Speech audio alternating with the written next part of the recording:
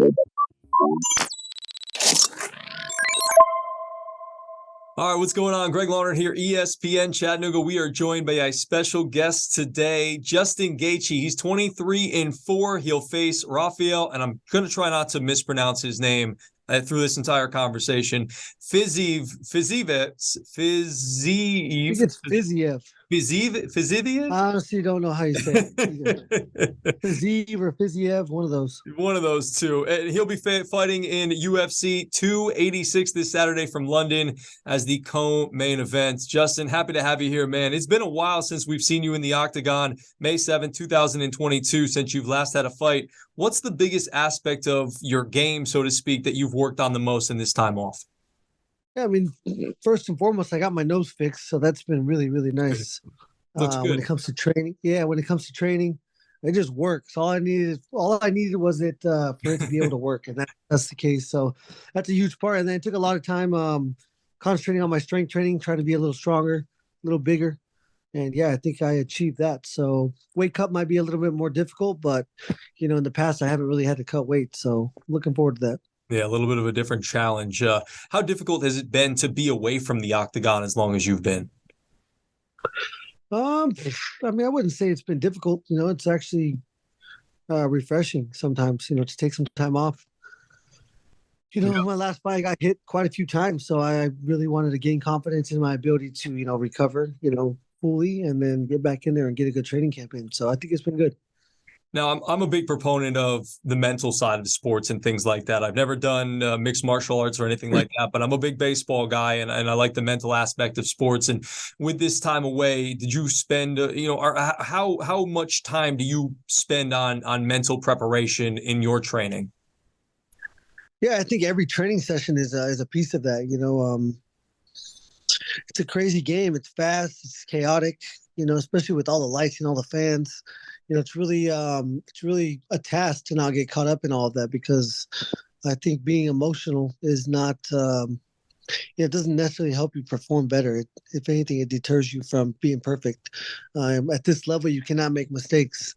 And if you're based on pure emotion, then you're making choices that you probably shouldn't be making. So I think that's been, every day it's a challenge that we go through. Justin Gaethje again hanging with us here on ESPN Chattanooga. Now, the last time you fought was Charles Oliveira. You just mentioned it, referenced it a minute ago. I know that one was in Arizona. You're from the Arizona area. It was sort of a pseudo home game, or was on your home turf, sort of. And did you feel like what went wrong within that fight? Did you feel like you put a little extra pressure on yourself or anything like that? Yeah, I'd say so. I think it's anytime you're fighting at home, it just adds a little bit more pressure. You want to win so bad for your fans, for your people, for your family. That I think I really got caught up in the moment.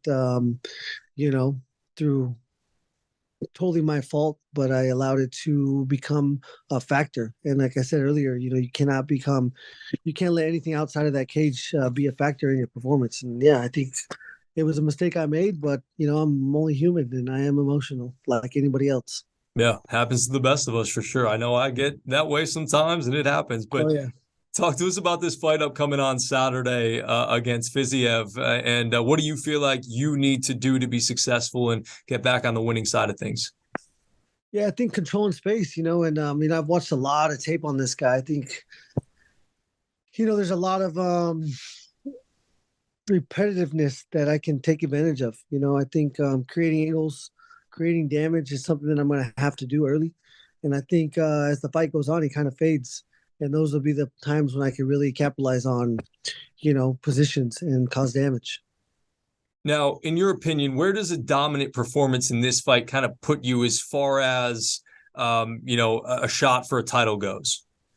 Yeah, I mean, I'm sitting at number 3 now. You got Beneil and Oliveira about to fight each other for a title contender fight. If I have to beat the loser of that fight, if I have to beat Dustin Poirier.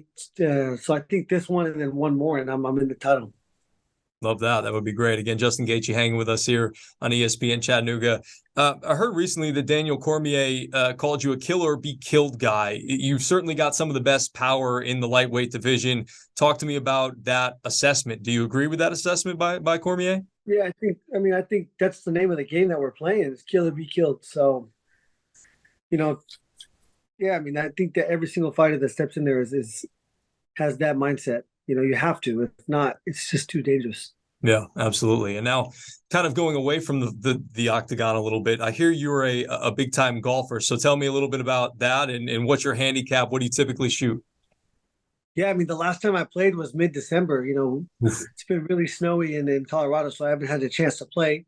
When I was playing, I was about a 14 is what my handicap was, but I definitely have to get that down. I'm playing in a celebrity golf league this summer against a bunch of big time names and big time athletes. So I'm on Team UFC. Me and Ian Gary are going to be twosome playing best man or best Best ball ball. scramble against these guys. So yeah, I need to with this training camp. I haven't had time, but when I get back, that's going to be one of my main focuses. There you go. Yeah, a little bit more important to focus on the UFC fight that you have coming up than golf, but Yeah. I got you. When you look at your golf game, do you have what's your best club in your bag, or is it sort of like me where it kind of just depends on the day? Yeah, I would say fortunately I'm best around the green, chipping Okay. and putting. But yeah, I need to really work on my approach shots and getting off the tee boxes. I hit fairways, I just need to hit a little bit farther. Okay, there you go. Look, you just talked about how you got your strength up going into this fight with the time away, so maybe you beefed up a little bit, you start hitting the ball a little bit farther. That's the plan. Maybe a little. Yeah, and final one, when it comes to golf, do you feel like there's any deeper meaning to your love of golf? Just sort of like the calmness that comes with golf and being in such a chaotic career in a sport in, like MMA fighting?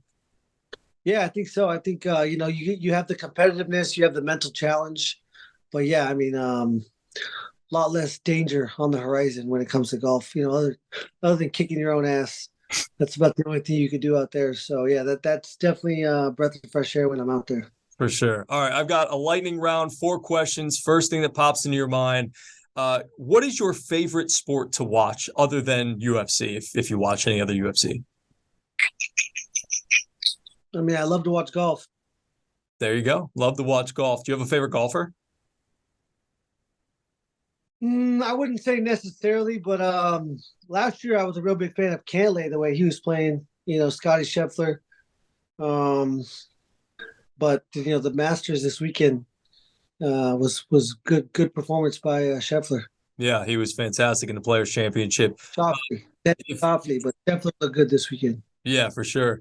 Do you have a favorite all-time meal? If you could only eat one more meal the rest of your life, what would it be and why? Ooh, I would say fresh homemade tortilla with some barbacoa and beans and rice made There by we my go. mother. Can't go wrong with that. Mama's home cooked meal. There's nothing wrong with that, for sure. When you look at the landscape of the UFC, who is the craziest dude right now in the UFC, in your opinion? The craziest. Craziest dude. I mean, you got to be a little crazy to be a fighter, but like just in general, is anybody Yeah. kind of stand out? No, not necessarily. Okay, how about No. a funniest fighter that you've gotten an opportunity to interact with? Is there a guy that's like a goofball or a jokester or anything like that? Um, when you get Kamara away from he's pretty fun to be around. Yeah. From the interviews and from the media, he's fun to be around.